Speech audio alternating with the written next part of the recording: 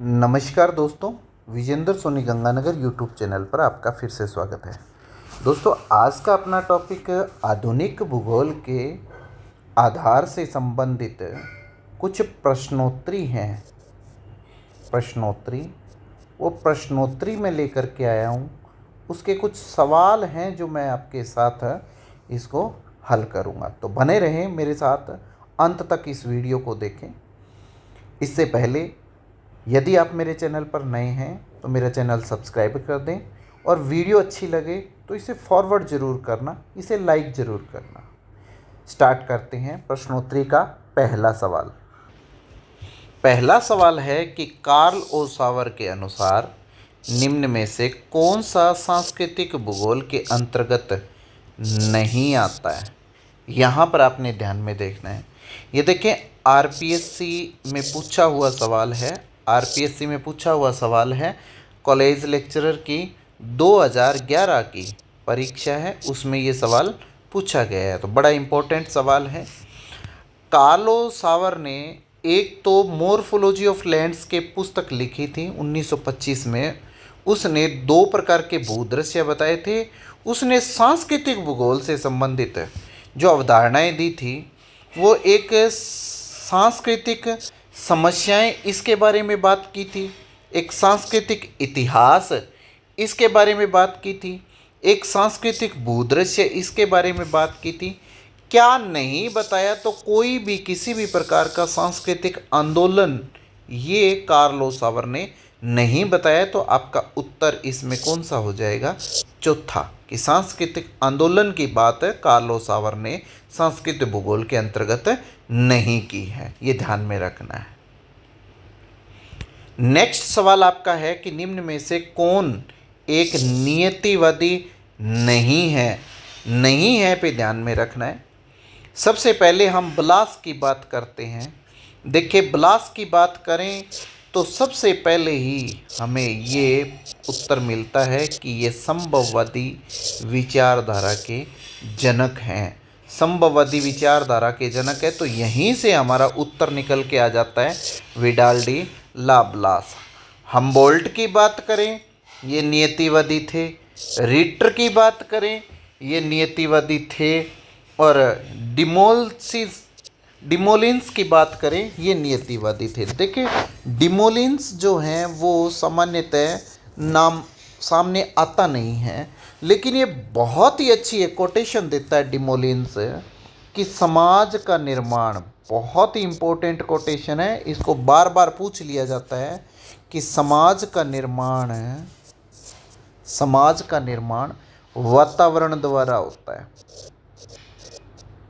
वातावरण द्वारा होता है। यदि इस कोटेशन को ध्यान से देखेंगे तो इसने जो सक्रिय कारक बताया है वो किसको बताया है? वातावरण को बताया है। वातावरण का संबंध सीधा किससे है? प्रकृति से। तो प्रकृति की बात ही की है, प्रकृति को ही इसने क्या माना है? सक्रिय कारक माना है। ये प्रश्न भी आरपीएससी ने पूछा हुआ है और डिमोलिन्स के बारे में स्पेशली आपसे यूजीसी नेट में डिमोलिन्स के बारे में बहुत अच्छे से और बहुत बार पूछा हुआ है, तो ये कोटेशन ही पूछी हुई है, ये आपको ध्यान में रखनी है।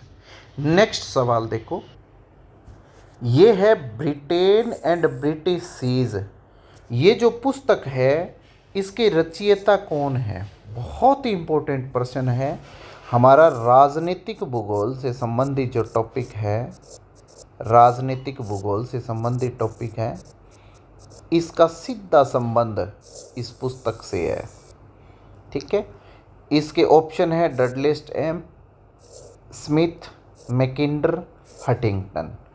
उत्तर इसका मैकिंडर है। मैकिंडर की हमें 4 पुस्तक याद रखनी है, 4 पुस्तक।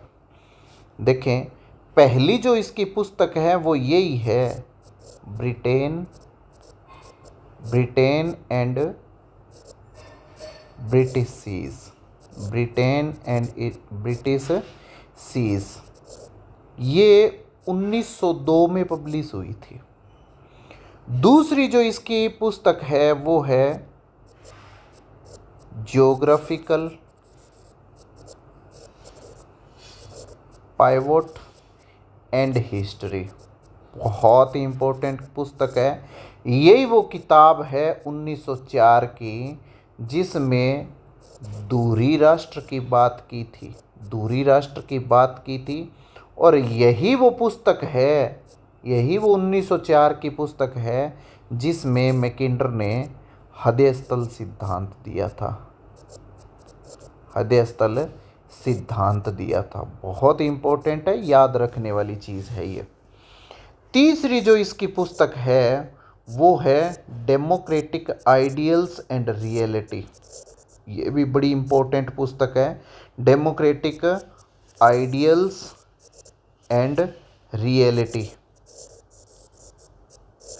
ये 1919 में लिखी थी और ये जो पुस्तक है इसमें हृदय स्थल नाम दिया था। देखिए सिद्धांत कब देता है, 1904 को देता है, किसमें, ज्योग्राफिकल पाइवोट एंड हिस्ट्री पुस्तक में। और हृदय स्थल नामकरण कब किया जाता है, 1919 में करते हैं, कौन, मैकिंडर। इनकी जो चौथी पुस्तक है वो है round world and winning of the peace. ये 1943 में लिखी थी, 1943 में। इसमें हृदय स्थल सिद्धांत में संशोधन ही किया था इन्होंने, हृदय स्थल सिद्धांत में संशोधन किया था। तो ये चारों बुक मैकिंडर की बड़ी इंपॉर्टेंट है, हमें याद रखनी है, इनमें से डायरेक्ट सवाल पूछ लिया जाता है। क्लियर है। ये वो मैकिंडर हैं जिनके सिद्धांत के अगेंस्ट स्पाइकमैन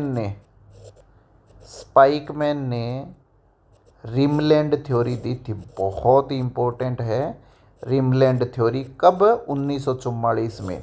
तो मैकिंडर का राजनीतिक भूगोल से बहुत बड़ा संबंध है और ये ब्रिटेन एंड ब्रिटिश सीज, इस पुस्तक का संबंध किससे है, राजनीतिक भूगोल से है। किस व्यक्ति से है, मैकिंडर से है। और मैकिंडर का डिटेल से वर्णन हमने यहाँ पर पढ़ लिया है। नेक्स्ट सवाल देखते हैं। एक प्रसिद्ध कृति है civilisation and climate, civilisation and climate. ये चीज़ आपने यहाँ पर पढ़नी है। Option Ptolemy, Strabo, Huntington, Hartshorne. उत्तर सीधा सा, जब भी क्लाइमेट की बात आ जाए और सिविलाइजेशन की बात आ जाए तो उत्तर हटिंगटन होगा। इसका एक ग्रंथ है ये, कौन सा, सिविलाइजेशन एंड क्लाइमेट। बार बार रिपीट होने वाला सवाल है, इसको बहुत इंपॉर्टेंट से देखना है। नेट में भी पूछा हुआ है, नेट जेआरएफ में भी, और आरपीएससी ने भी इसको पूछा हुआ है, आरपीएससी ने भी। बहुत इंपॉर्टेंट है, ध्यान में रखना है। नेक्स्ट सवाल, नेक्स्ट है कि कौन आधुनिक भूगोल के पिता के रूप में जाना जाता है। ये भी आरपीएससी का और नेट का बारंबार पूछे जाने वाला सवाल है, इसको ध्यान से देखना है। इसमें ऑप्शन कांट भी है, रिटर भी है, हम्बोल्ट भी है और हिकेटियस भी है। इसमें आपको कॉम्बिनेशन एक उत्तर मिलेगा जिसमें हम्बोल्ट और रिटर आएगा। आधुनिक भूगोल के पिता के रूप में जो पूछा जाता है। इन दोनों को क्यों माना जाता है, इन दोनों ने ये बताया था कि भूगोल को कैसे पढ़ा जाना चाहिए, भूगोल को कैसे पढ़ा जाना चाहिए। तो रिटर थे, इन्होंने भूगोल की प्रादेशिक पद्धति को हमारे सामने रखा था। और हम्बोल्ट है, इन्होंने क्रमबद्ध अध्ययन की वकालत की थी। तो क्रमबद्ध अध्ययन से भूगोल का अध्ययन किया जाए, ये बताने वाले हम्बोल्ट थे। और प्रादेशिक विधि से इसका अध्ययन किया जाना चाहिए, ये रिटर थे। इन दोनों ने सबसे पहले भूगोल में ये नवाचार किया था कि भूगोल को कैसे पढ़ना चाहिए। इसीलिए इनको आधुनिक भूगोल के पिता के रूप में जाना जाता है। बड़ा इंपॉर्टेंट सवाल बनता है, ये दोनों ही कॉम्बिनेशन इसके उत्तर रहेंगे। नेक्स्ट सवाल, कौन सा समूह है जो संभववाद को निरूपित करता है। देखें, इसमें पहला ऑप्शन ब्लास, ब्रूंस और सावर है। यही इसका उत्तर हो जाएगा। ब्लास, ब्रूंस और सावर तीनों ही किससे संबंधित है? संभववाद से संबंधित है। इसमें देखिए रेटजेल की एंथ्रोपोजोग्राफी टोटल किससे संबंधित है? नियतिवाद से संबंधित है। रेटजेल ही तो नियतिवाद के जनक माने जाते हैं। सैंपल इसकी अनुयायी मानी जाती है। तो ये तो ऑप्शन कट हो जाएगा।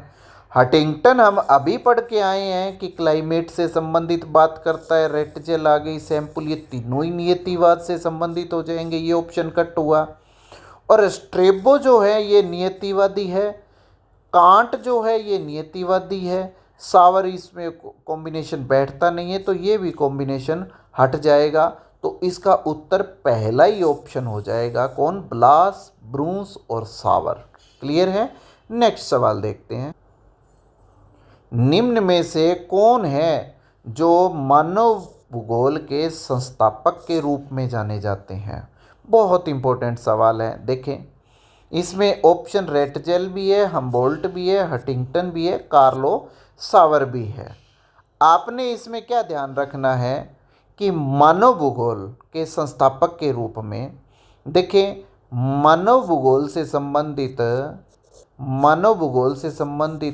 दो बात बड़ी इम्पोर्टेंट है। एक तो इसके संस्थापक, एक इसके जनक, मानव भूगोल के जनक। यदि इसमें आपको ऑप्शन ई ऑप्शन यदि ब्लास मिलता तो इसका उत्तर ब्लास होता, क्योंकि संस्थापक जो इसके हैं वो कौन है? ब्लास हैं। यदि जनक की बात आई तो वो इसके रेटजेल हैं। रेटजेल मानव भूगोल के जनक कौन है? रेटजेल हैं। और मानव भूगोल के संस्थापक कौन है? ब्लास है। यदि ब्लास ऑप्शन नहीं है तो इसका उत्तर फ्रेडरिक रेटजेल होएगा। ये आपने ध्यान में रखना है। क्लियर है? नेक्स्ट देखते हैं। वैश्विक विज्ञान के रूप में भूगोल की उपयोगिता किस विद्वान द्वारा सिद्ध की गई थी? देखिए, ऑप्शन अपने पास इरेटोस्थनीज है, स्ट्रेबो है, इस तरफ हिकेटियस और हिपार्कस का है, हम्बोल्ट और रिटर का है, अरस्तु और इरेटोस्थनीज का है। इसमें वही जो ऑप्शन है कि भूगोल को सबसे पहले शास्त्रीय काल कैसे पढ़ा जाए, ये चीज़ बताने वाले कौन थे, जो कि वैश्विक विज्ञान के रूप में इसको प्रसिद्धि देते? तो वो कौन थे? हम्बोल्ट और रिटर ही थे। हम्बोल्ट ने क्या बताया था? क्रमबद्ध अध्ययन। और रिटर ने क्या बताया था? प्रादेशिक अध्ययन। तो ये चीज़ आपने ध्यान में रखनी है। इस प्रकार से इन प्रश्नों को हल करना है। नेक्स्ट देखो, ये हमारा प्रश्न है कि जर्मन विचारधाराओं के विकास के क्रम में कौन सा एक क्रम सही है? इसमें आपने सभी ऑप्शन देखने। देखें, इसमें रेटजेल, पेशेल, हेटनर और ट्राल ये दे रखा है। पेशेल, रेटजेल, हेटनर और ट्राल दे रखा है। हेटनर, ट्राल, पेशेल और रेटजेल दे रखा है। ट्राल, पेशेल, हेटनर और रेटजेल दे रखा है। देखिए, जर्मन विचारधाराओं में यदि सबसे पहले हम देखें तो वारेनियस का नाम आता है। वारेनियस ये वही हैं जिसने भूगोल में द्वैतवाद स्टार्ट किया था। फिर उसके बाद में कांट का नाम आता है। कांट का नाम आता है। फिर हम्बोल्ट की बात आती है, हम्बोल्ट की। इसके बाद में हम रिटर की बात करते हैं। फिर हम डार्विन की बात करते हैं। इसके बाद पेशेल की बात करते हैं। फिर हम रिच्थोफेन की बात करते हैं। ये इनका क्रम है, ये आपने ध्यान में रखना है। इनसे सीधा सवाल पूछ लिया जाता है। फिर हम रेटजेल की बात करते हैं। इसके बाद हेटनर का नाम आता है। इसके बाद पैंक की बात आती है और अंतिम ट्राल की बात आती है। ये मुख्य जर्मन भूगोलवेत्ता हैं। यदि ये याद है तो ये प्रश्न बड़ा आराम से हल हो जाएगा। ऊपर से यदि हम स्टार्ट हों तो सबसे पहले जो इस प्रश्न में नाम आ रहा है वो पेशल का आ रहा है। पेशल पहले में कहीं है क्या? यहाँ पर आपको दिखाई दे रहा है पेशल। पेशल तो क्या आप इस क्रम से एक से ही ये हल हो रहा है सवाल। देखिए उसके बाद में रेटजेल का नाम आया, फिर हेटनर का नाम आया, फिर ट्रॉल का नाम आया। क्या ये क्रम सही है? बिल्कुल सही है। तो आपका उत्तर क्या हो जाएगा? ये हो जाएगा पेशल, रेटजेल, हेटनर और ट्रॉल। ये याद रखना आपने। नेक्स्ट सवाल देखते हैं। लेबेंसराम की अवधारणा राजनीतिक भूगोल में किस पुस्तक के प्रकाशन में अधिक लोकप्रिय हुई है? बहुत इंपॉर्टेंट सवाल है। देखें ये लेबेंसराम का सीधा संबंध रेटजेल से है। रेटजेल से रेटजेल ने राज्य एक जैविक इकाई है ये चीज़ कही थी। यही प्रश्न पूछा हुआ है। राज्य एक जैविक इकाई बताने वाले कौन थे? रेटजेल थे। रेटजेल की एक पुस्तक है जिसका नाम है पॉलिटिशे ज्योग्राफी। पॉलिटिशे ज्योग्राफी ये याद रखना है। 2 खंडों में लिखी थी इसने, 2 खंड में पॉलिटिशे ज्योग्राफी। इस पॉलिटिशे ज्योग्राफी में ही इन्होंने लेबेंसराम की अवधारणा दी थी। और किस रूप में दी थी? रहने के लिए स्थान। ये भी सवाल पूछा हुआ है। रहने के लिए स्थान। तो रहने के लिए स्थान लेबेंसराम की संकल्पना किसने दी है? रेटजेल ने दी है। किस पुस्तक में दी है? पॉलिटिशे ज्योग्राफी में दी है। और किस भूगोल से संबंधित है? तो राजनीतिक भूगोल से संबंधित है। क्लियर है? ये ध्यान में रखना है। नेक्स्ट सवाल देखते हैं। विविधता में एकता। विविधता में एकता अवधारणा किसने दी है? विविधता में एकता की अवधारणा देखें प्रादेशिक अध्ययन से संबंधित है। प्रादेशिक अध्ययन से संबंधित है। और भूगोल में यदि प्रादेशिक अध्ययन की बात करते हैं तो हम किसका नाम लेंगे? रिटर। तो यहीं से इस सवाल का उत्तर आ जाएगा। कौन है? रिटर हैं जिन्होंने विविधता में एकता की अवधारणा दी थी। नेक्स्ट सवाल। एंथ्रोपोज्योग्राफी शब्द की रचना रेटजेल के द्वारा उसके किस लेखन में की गई है? एंथ्रोपोजी मतलब उसका मोटिव क्या था? देखिए एंथ्रोपोज्योग्राफी में इन्होंने कौन सी संकल्पना बताई है? नियतिवाद। नियतिवाद वास्तव में है क्या चीज़? मानव पर्यावरण संबंध है। मानव पर्यावरण संबंध है। तो मानव पर्यावरण संबंध की बात की गई है। तो मनुष्य और प्रकृति के सामंजस्यपूर्ण पारस्परिक संबंध का अध्ययन, पहला ही इसका ऑप्शन क्या हो जाएगा? एकदम से सटीक बैठ जाएगा। ये यूजीसी नेट ने पूछा हुआ सवाल है। यूजीसी नेट में आया हुआ सवाल है, याद रखना है इसको। नेक्स्ट सवाल है। निम्नलिखित में से कौन वातावरणीय निश्चयवाद में विश्वास रखते थे? इसमें 5 व्यक्तियों के नाम दे रखे हैं। डार्विन है, हम्बोल्ट है, रेटजेल है, सैंपल है, ब्लास है। देखिए इसमें सीधा सा ब्लास जो हैं वो संभववाद के जनक हैं। संभववाद के जनक हैं। यदि ब्लास कहीं ऑप्शन है तो वो तो ऑप्शन कट ही जाएगा। इसमें ब्लास ऑप्शन है वो तो कट जाएगा। ये 2 तो पहले ही काट देंगे। अब हमारे पास जो ऑप्शन रहे हैं वो कौन कौन से रहे हैं उनको देखें। इसमें डार्विन, हम्बोल्ट, रेटजेल और सैंपल ये 4 रहे हैं। देखें डार्विन प्योर नियतिवादी था, रेटजेल प्योर नियतिवादी था, सैंपल प्योर नियतिवादी है। लेकिन हम्बोल्ट की यदि हम बात करें, ये नियतिवादी जो विचार रखता है वो संश्लेषणात्मक दृष्टिकोण से रखता है।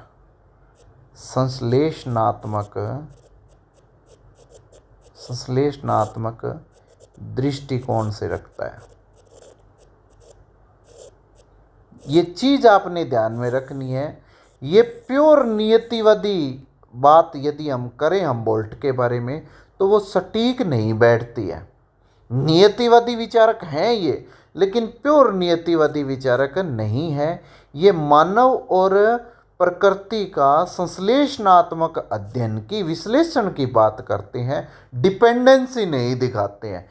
यदि ऐसे कहें कि प्रकृति सक्रिय कारक है और मनुष्य निष्क्रिय कारक है, ऐसी यदि अवधारणा बैठती है तो वो प्योर नियतिवादी होता है, ऐसा हम्बोल्ट नहीं कहता है। ये उनका संश्लेषणात्मक दृष्टिकोण की बात करते हैं। तो इसका ऑप्शन है एक, ये तीन होना चाहिए यहाँ पर, एक, तीन और चार, ये वाला जो ऑप्शन है ये इसका सटीक बैठेगा। क्लियर है। नेक्स्ट प्रश्न है कि निम्नलिखित में से किसने यह कहा था कि सभ्यता के उत्थान में जलवायु महत्वपूर्ण कारक है। बहुत इंपॉर्टेंट बात है। देखें, climate and civilization, climate and civilization, ये एक पुस्तक है और इस पुस्तक के टाइटल से ये प्रश्न बन जाता है। कौन है इसको लिखने वाले? हंटिंगटन है। तो ये इसका उत्तर सीधा सा क्या हो जाएगा? हंटिंगटन हो जाएगा। नेक्स्ट सवाल बड़ा इंपॉर्टेंट प्रश्न है, सुमेलित कीजिए। मैंने यहाँ पर दो सूचियाँ बना रखी है, सूची 1 और सूची 2। यूपीपीएससी 2011 में आया हुआ सवाल है। यूपीपीएससी 2011 में सवाल पूछा हुआ है और यही सवाल आरपीएससी का और यूजीसी नेट का बहुत इंपॉर्टेंट सवाल बनता है। देखिए, पहला हंटिंगटन है। हंटिंगटन का संबंध किससे है? टेलर का किस विचारधारा से है? रेटजेल का किससे है? ओएच के स्पेट का किससे है? एग्जैक्ट यदि हम बात करें कि संबंध बताएं तो टेलर का रुको और जाओ नियतिवाद सीधा सा संबंध आता है। ये प्रश्न हम यहाँ पर देख सकते हैं। ओएच के स्पेट का संभाव्यतावाद, जिसको हम प्रसंभववाद भी कह देते हैं, प्रसंभववाद ओएच के स्पेट का है। अब यदि हमें यहाँ पर थोड़ी सी परेशानी हो सकती है तो वो हंटिंगटन पर और रेटजेल पर हो सकती है। डार्विन के विकासवादी सिद्धांतों को मारने वाला रेटजेल था। यदि ये चीज़ पता है तो आपको बड़ा इजीली ये उत्तर समझ में आ जाएगा। तो इसका उत्तर 3, 4, 1 और 2 बनता है। 3, 4, 1 और 2। तो इसका तीसरा ऑप्शन जो है वो बड़ा सटीक बैठता है, ये इसका उत्तर हो जाएगा। नेक्स्ट जो सवाल है वो है राज्य एक जैविक इकाई। देखिए, मैं अभी एक प्रश्न हल करवा के गया हूँ जिसमें मैंने एक लिखा था पुस्तक का नाम, जिसका नाम था पॉलिटिशे जियोग्राफी। पॉलिटिशे जियोग्राफी कितने खंड में है? ये 2 खंड में है। तो पॉलिटिशे जियोग्राफी जो है वो किसने लिखी थी? रेटजेल ने लिखी थी। रेटजेल डार्विन के विकासवादी सिद्धांतों को मानने वाला है और इसी में इन्होंने राज्य को क्या माना था? जैविक इकाई माना था। तो राज्य को जैविक इकाई मानने वाले कौन है? रेटजेल हैं। ये चीज़ आपने ध्यान में रखनी है। तो यहीं से इसका उत्तर आपको मिल जाएगा। क्लियर है। नेक्स्ट सवाल देखते हैं।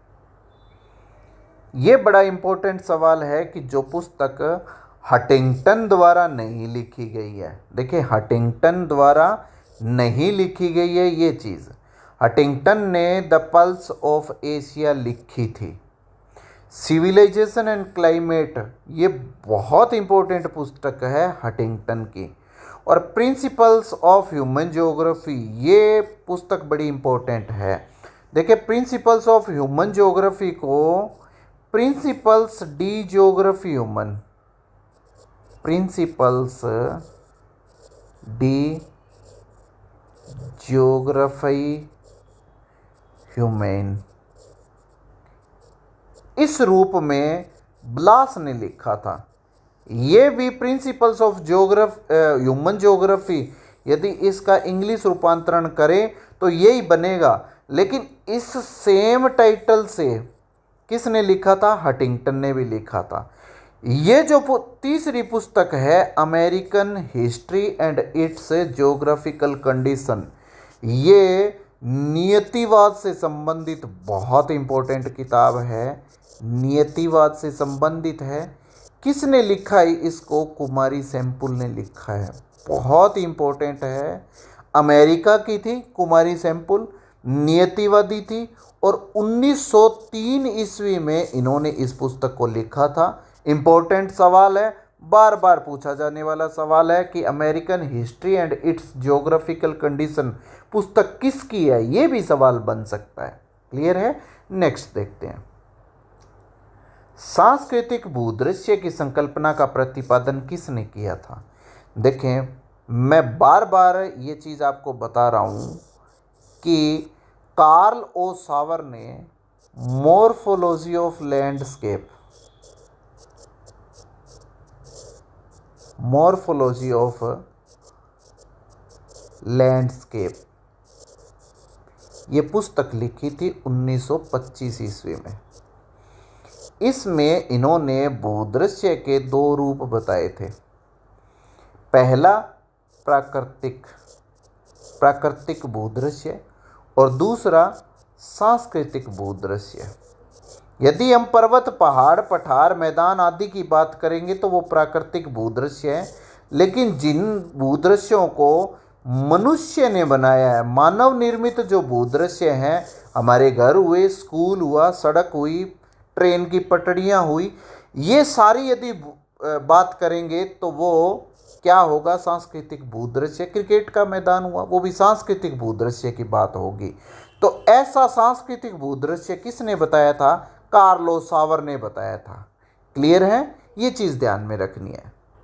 नेक्स्ट सवाल आपका ये है कि एस्किमो के बारे में किसने कहा था कि उनके जीवन के समस्त पक्ष जो शिकार पर आधारित हैं?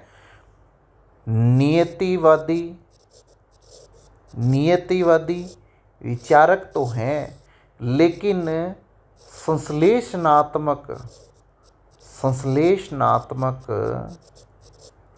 संबंधों पर है। प्योर नियतिवादी नहीं है, संश्लेषणात्मक संबंधों पर आधारित ये कोटेशन है।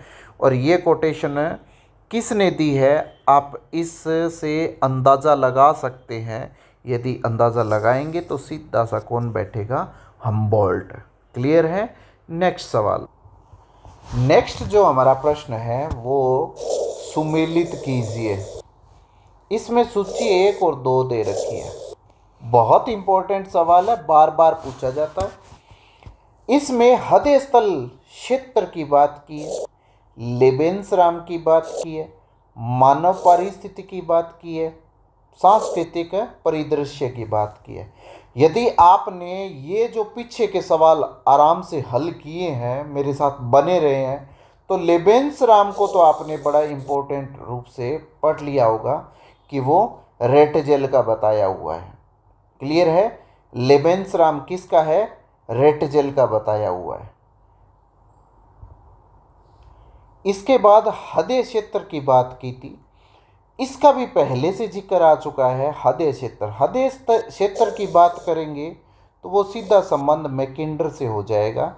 ये इसके ऑप्शन गलत छप गए थे, जो टेक्निकल टीम है उसका थोड़ा एरर रह गया। ये मैकिंडर से संबंधित है। मानव पारिस्थितिकी की बात करते हैं तो मानव पारिस्थितिकी का संबंध सीधा किससे है? मानव पारिस्थितिकी का संबंध बैरोज से।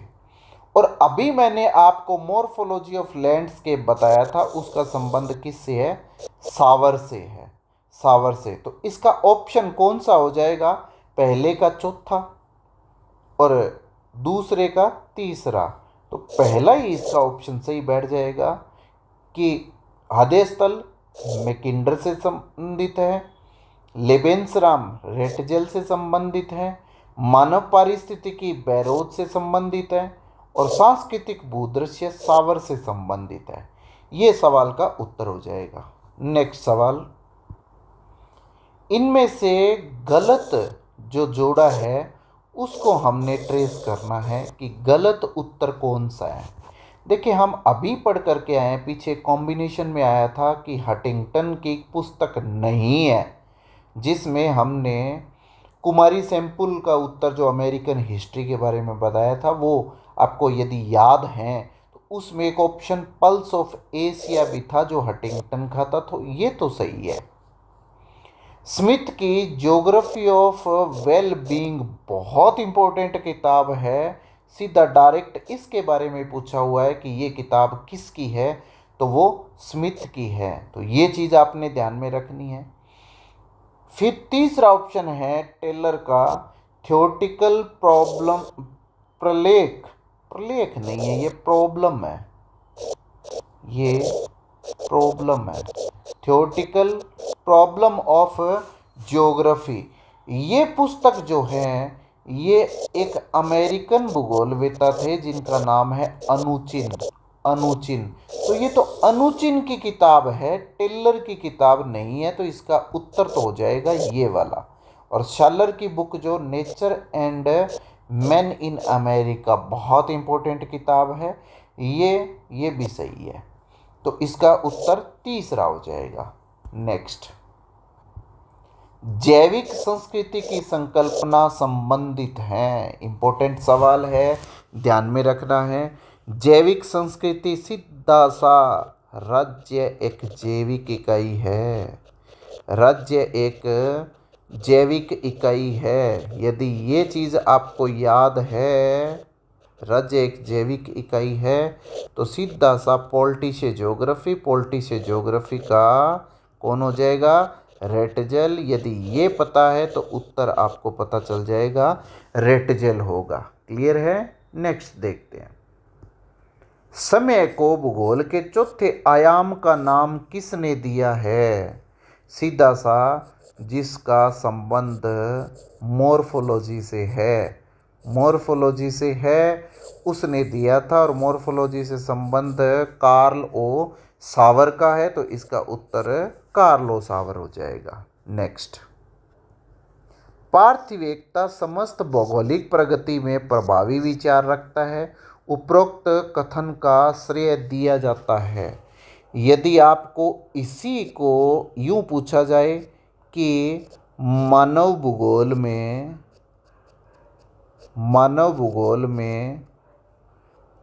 पार्थिव एकता किसने बताया, मानव भूगोल में पार्थिव एकता, उसी की ये कोटेशन है, तो ये बताने वाले इसके संस्थापक ही थे, कौन है, विडाल डी लाप्लास, तो यही इसका उत्तर हो जाएगा। क्लियर है। नेक्स्ट देखो, सुमेलित कीजिए, सूची 1 और सूची 2 दे रखी है। ए सूची में जीन ब्रूस, OH के स्पेट, ग्रिफिथ टेलर, रेटजल ये है, और सामने इनकी विचारधाराएं हैं।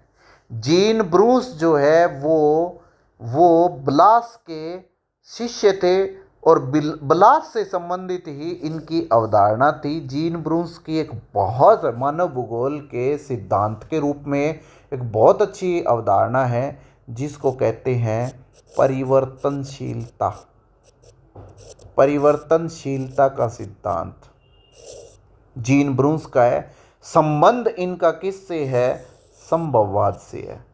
OH के स्पेट का संबंध संभाव्यवाद से है, टेलर का संबंध नवनियतिवाद से, और रेटजल का नियतिवाद से है, तो इसका उत्तर 3 4 2 1 हो जाएगा, 3 4 2 1, तीसरा उत्तर इसका सटीक बैठेगा। क्लियर है। नेक्स्ट देखो, उच्चावचों और जलवायु में अंतर संबंध सबसे पहले किसने स्थापित किया था। यदि आपने हम्बोल्ट को बहुत अच्छे से पढ़ा हुआ है, हम्बोल्ट को, ये वो व्यक्ति है जो एंडीज पर्वत गया था, एंडीज, और एंडीज के जलवायु और उच्चावच से संबंधित इसने प्रॉपर बात की है, हम्बोल्ट इसका उत्तर हो जाएगा। ये चीज़ आपने ध्यान में रखनी है। क्लियर है। नेक्स्ट, नेक्स्ट सवाल अमेरिकी भूगोलवेत्ताओं के सही कालक्रम के बारे में है, जिसमें सावर की बात है, हंटिंगटन की बात है, सैंपुल की बात है, इसाबोमेन की बात है। देखिए कालक्रम में से आपसे सवाल पूछा ही जाता है, ये ध्यान में रखना है, चाहे वो यूनानी काल से हो, रोमन काल से हो, जर्मन से हो, फ्रेंच से हो, अमेरिकन से हो, यहाँ से सवाल आने के चांस ज़्यादा रहते हैं। तो अमेरिकन काल की बात करें तो सबसे पहले मार्स मार्स की बात है, George परकिन Mars, George परकिन Mars, Perkins Mars पहला तो ये है। इसके बाद में गुयोट का नाम आता है, ये क्रम ऐसे याद रखना है आपने। फिर डेविस का नाम आता है, डेविस के बाद जेफरसन का नाम आता है, जेफरसन, जेफरसन के बाद सैंपुल का नाम आता है, सैंपुल के बाद हंटिंगटन का नाम आता है, हंटिंगटन के बाद बोमेन का नाम आएगा, बोमेन का नाम आएगा, और फिर टेलर का नाम आएगा। ये आपने क्रम याद रखना है और लास्ट में सावर का नाम आएगा। तो यदि इनमें से आपने ऑप्शन निकालने हो तो इनमें सबसे पहले नाम किसका आ रहा है? सैंपुल का, सैंपुल सी, तो से इसमें भी है, से इसमें भी है। उसके बाद में हंटिंगटन, तो हंटिंगटन बे, तो यही ऑप्शन इसका सही हो जाएगा। उसके बाद में कौन है? बोमेन, और अंत में सावर। ये चीज़ आपने ध्यान में रखनी है, बड़ा इंपॉर्टेंट सवाल है। नेक्स्ट ऑप्शन है भूगोल पृथ्वी तल के विभिन्नतापूर्ण स्थल रूप यथार्थ क्रम व तर्क संगत विवरण विवेचन करता है। पहली तो यही पूछ लेते हैं कि ये चीज़ कही किसने थी, तो ये चीज़ हार्टशॉन की कही हुई है, हार्टशॉन की। ये 12वीं 11वीं की जो बुक्स हैं उनमें भी दिया हुआ है, बड़ा इम्पोर्टेंट है। अब हार्टशॉन की पुस्तकों की बात करते हैं। हार्टशॉन की दो बहुत ही इम्पोर्टेंट पुस्तक है। एक तो है nature of geography, nature of geography जो 1939 में लिखी थी। एक है perspective, perspective nature of geography, ये 1959 में लिखी थी। ये बड़ी दो इम्पोर्टेंट बहुत ही अच्छी किताब है किसकी? हार्टशॉन की। इनमें से जो पहली किताब है नेचर ऑफ ज्योग्राफी, इस किताब में इन्होंने ये शब्द कहे थे कि भूगोल पृथ्वी तल के विभिन्नतापूर्वक स्थल रूप का यथार्थ क्रमबद्ध और तर्क संगत विवरण और विवेचन करता है। बहुत इंपॉर्टेंट किताब है, याद रखनी है।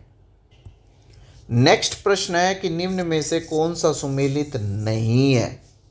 हम्बोल्ट ने कॉस्मोस लिखा था 5 खंड में, ये खंड भी पूछ लेते हैं, आरपीएससी फर्स्ट ग्रेड में आए हुए सवाल हैं। रेटजल ने अर्धकुंडे नहीं लिखा, किसने लिखा था? ये रिटर ने लिखा था 19 खंड में, 19 खंड में। तो यही इसका ऑप्शन हो जाएगा। रिटर का यूरोप का भूगोल लिखा हुआ है और टॉलमी का अल्मागेस्ट लिखा हुआ है। ये अल्मागेस्ट को याद रखना, क्योंकि जैसे ही हम अरब भूगोलवेत्ता पढ़ते हैं, तो अरब भूगोलवेत्ताओं में अल्मागेस्ट की बहुत ही चर्चा होगी। क्लियर है? नेक्स्ट सवाल देखते हैं। विशिष्ट जीवन पद्धति जेनरे द वी। देखें, यदि आपने संभववाद पढ़ा है, उसके जनक पढ़े हैं। जनक कौन है? ब्लास, जनक ब्लास। ब्लास ने 2 महत्वपूर्ण संकल्पना दी थी। एक तो पेज की संकल्पना और एक जेनरे द वी की संकल्पना, जेनरे द वी की संकल्पना। दोनों ही प्रश्न पूछे हुए हैं। जेनरे द वी और पेज की संकल्पना किसने दी थी? ब्लास ने दी थी। कौन है? संभववाद के जनक हैं, मनोभूगोल के संस्थापक हैं। कहाँ के हैं ये? फ्रांस के हैं, फ्रांसीसी भूगोलवेत्ता हैं। याद रखना है, बार बार इन पे सवाल आते हैं। नेक्स्ट सवाल है सुमेलित कीजिए। ये भी बड़ा इंपॉर्टेंट सवाल है। देखें, बुक्स में से सवाल तो आएंगे ही, ये तो आप निश्चित हो जाएं। इसमें पहली जो पुस्तक पूछ रखी है वो मैन स्प्रिंग एंड सिविलाइजेशन। देखिए, सिविलाइजेशन की बात आ जाए तो जनरली सवाल ऑप्शन हटिंगटन हो तो वहाँ अटक जाता है। हटिंगटन, ये इसका मिलान में हटिंगटन आ जाएगा। इन्फ्लुएंस ऑफ जोग्राफिकल एनवायरनमेंट बहुत इंपॉर्टेंट किताब है, 1911 में लिखी थी और सैम्पुल ने लिखी थी। इन्फ्लुएंस ऑफ जोग्राफिकल एनवायरनमेंट,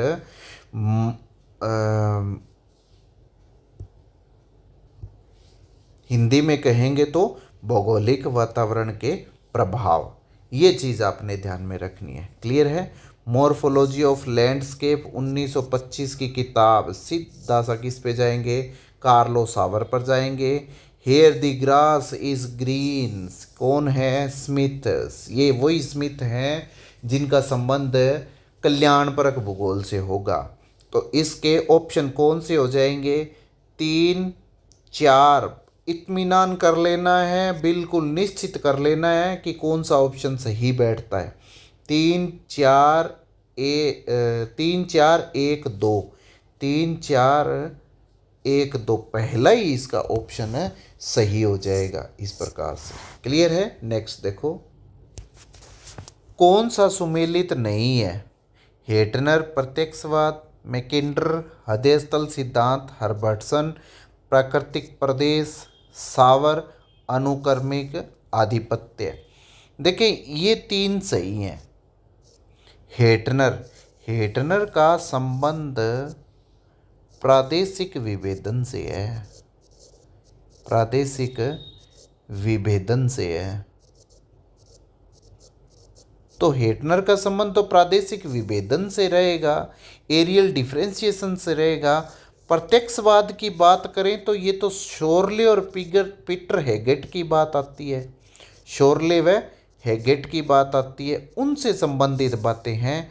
तो प्रत्यक्षवाद से संबंध हेटनर का नहीं है, तो यही ऑप्शन इसका सही हो जाएगा। नेक्स्ट, नेचर ऑफ ज्योग्राफी 1939 अमेरिकी भूगोलवेत्ता कौन है जिन्होंने लिखी थी? ये चीज़ इसमें पूछी गई है। देखिए, अभी यदि आपने मेरा प्रश्न ध्यान से सुना होगा, उसका उत्तर देखा होगा, तो उसमें रिचर्ड हार्टशॉन की किताब मैंने 2 बताई थी।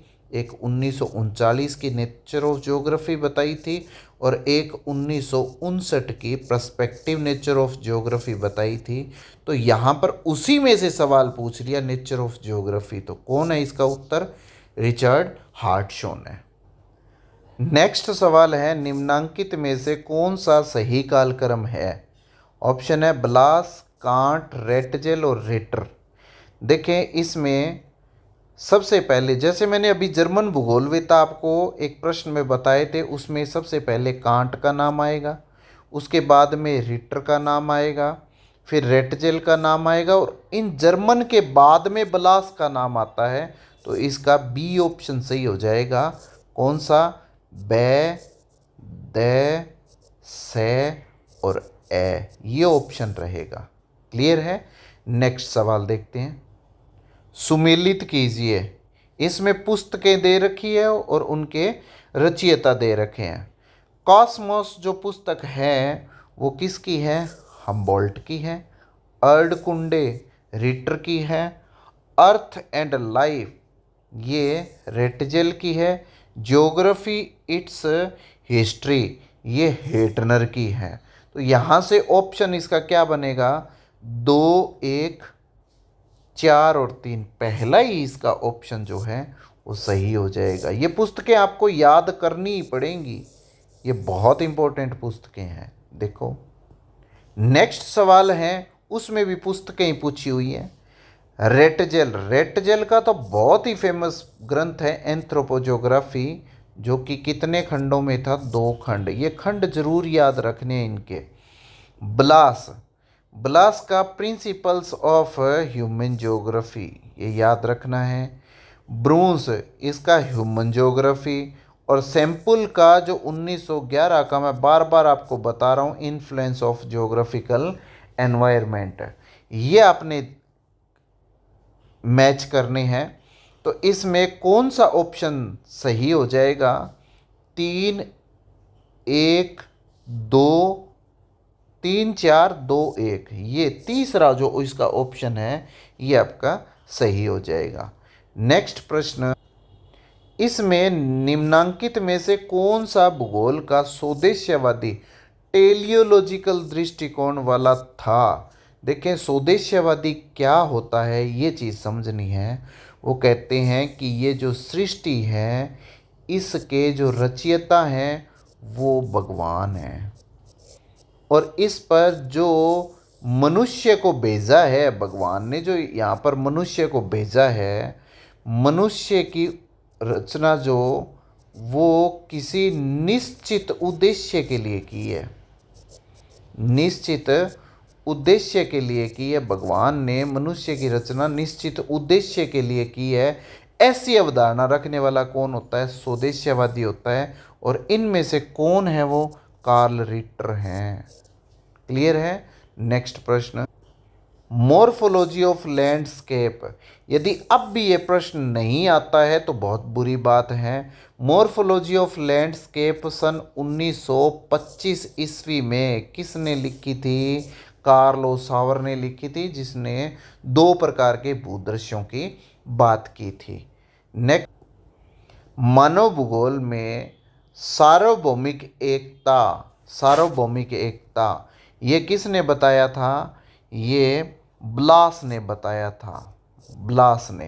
देखिए मानव भूगोल की बात आ गई तो सीधा सा संबंध संभववाद से तो हो ही गया है, संभववाद से। और संभववाद की यदि बात करेंगे तो इसमें सैम्पुल और रेटजेल तो कट ही जाते हैं। कौन रह जाता है, ब्रूंस रह जाता है, ब्लास रह जाते हैं। इनमें भी किसका नाम आएगा, ब्लास हैं, जिसने सार्वभौमिक एकता की बात की थी। क्लियर है, ये चीज़ आपने ध्यान में रखनी है, ये बड़ा इम्पोर्टेंट सवाल बनता है। देखिए एक रिटर का भी सवाल है जो आप करके गए हैं, वो है अनेकता में एकता, अनेकता में एकता। ये किसने दिया था ये सिद्धांत, ये रिटर का है। और सार्वभौमिक एकता का सिद्धांत किसने दिया, ये ब्लास ने दिया। ये दोनों प्रश्न बार बार रिपीट होते हैं। नेक्स्ट सवाल देखते हैं, इसमें समान अवस्थितियां जीवन पद्धति की ओर जाती हैं, ये कहने वाले इन्फ्लुएंस ऑफ ज्योग्राफिकल एनवायरनमेंट की रचयिता कौन है, सैम्पुल। तो इसका ऑप्शन कौन सा सही हो जाएगा, सैम्पुल सही हो जाएगा। ये ध्यान में रखना है, ये ऐसे कैसे सवाल पूछते हैं, ये कोटेशन याद रखनी है। नेक्स्ट सवाल में आपको मानव भूगोल के जन्मदाता पूछा है, मैं बहुत बार बता चुका हूँ, फ्रेडरिक रेटजेल है। नेक्स्ट सवाल में पृथ्वी, मानव पृथ्वी तल की उपज है, ये चीज़ किसने कही थी। देखें सैम्पुल को अमेरिकन नियतिवादी कहते हैं, अमेरिकन नियतिवादी। और अमेरिकन नियतिवादी इसका जो ग्रंथ है वो है इन्फ्लुएंस ऑफ ज्योग्राफिकल एनवायरनमेंट। बार बार ये सवाल पूछा जा रहा है, 1911 का है। इसी में इन्होंने क्या कहा था, मानव पृथ्वी तल की उपज है। तो इसका उत्तर क्या हो जाएगा, कुमारी सैम्पुल। नेक्स्ट सवाल जो है वो लैंडशाफ्ट की विचारधारा। देखिए पहले तो ये कि ये किसने दी थी, तो उसका नाम आएगा पसार्गे। पसार गए। लैंडस्केप एक्चुअल में क्या होता है? अमेरिकन शब्द जो है कौन सा? लैंडस्केप।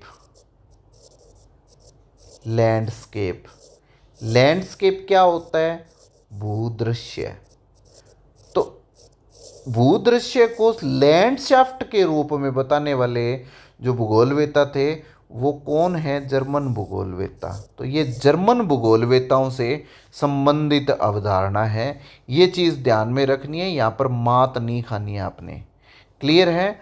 नेक्स्ट देखो, पार्थिव एकता समस्त भौगोलिक प्रगति में विचार रहता है। उपरोक्त कथन किसने दिया? पार्थिव एकता से संबंधित यदि हम बात करेंगे तो उसका संबंध पॉल विडाल डी लाब्लास से होगा। ये प्रश्न बहुत बार रिपीट हुआ है, इसको अच्छे से याद कर लेना। क्लियर है? नेक्स्ट प्रश्न, औसत तापमान के लिए प्रथम समतापी मानचित्र और महाद्वीपीयता के सिद्धांत का विकास किसने किया था? बहुत इंपॉर्टेंट सवाल है। देखें, इसमें जो व्यक्ति था वो क्रमबद्ध अध्ययन से संबंधित है। क्रमबद्ध अध्ययन, जिसने यूरोप से चल करके और दक्षिणी अमेरिका होते हुए पेरू की धारा देखते हुए कैरिबियन देश होते हुए फिर वापस यूरोप प्रस्थान किया था और बहुत इम्पोर्टेंट महाद्वीपीयता के सिद्धांत से संबंधित बात की थी, समतापी मानचित्र से संबंधित बात की थी। वो कौन थे? Alexander von Humboldt. जर्मन है अलेक्जेंडर वॉन हम्बोल्ट। नेक्स्ट प्रश्न, मानव ग्रह के रूप में पृथ्वी का अध्ययन करने वाले पहले कौन हैं? कौन से विद्वान हैं जिन्होंने सबसे पहले ये अध्ययन किया था? तो इसमें नाम यहाँ पर रिटर का आएगा। रिटर ने सबसे पहले ये बताया था कि मानव ग्रह के रूप में पृथ्वी का अध्ययन होता है। किसने? रिटर ने। तो इसका उत्तर क्या आ जाएगा? रिटर आएगा। ये चीज़ ध्यान में रखनी है। नेक्स्ट, इडियोग्राफिक और नोमोथेटिक के द्विविभाजन के रूप में भूगोल में प्रस्तावित किया था। सबसे पहले किसने? हार्टशॉन ने। ये सवाल ऐसे कैसे बहुत बार रिपीट हुआ है इडियोग्राफिक और नोमोथेटिक के बारे में। नेक्स्ट, राजनीतिक भूगोल में सामाजिक डार्विनवाद, जब भी ये शब्द आ जाए सामाजिक डार्विनवाद, सीधा सा रेट जेल पे जाना है। रेट जेल पर सामाजिक डार्विनवाद से संबंधित रेट जेल। नेक्स्ट और अंतिम सवाल, सभ्यता साधारण जलवायु प्रतिकूलता की उपज है, किसने कहा था? देखिए, सभ्यता की बात कर रहे हैं और जलवायु की बात कर रहे हैं। सिविलाइजेशन एंड क्लाइमेट किसका होना चाहिए आपके हिसाब से? तो कौन होगा? हटिंगटन। क्लियर है?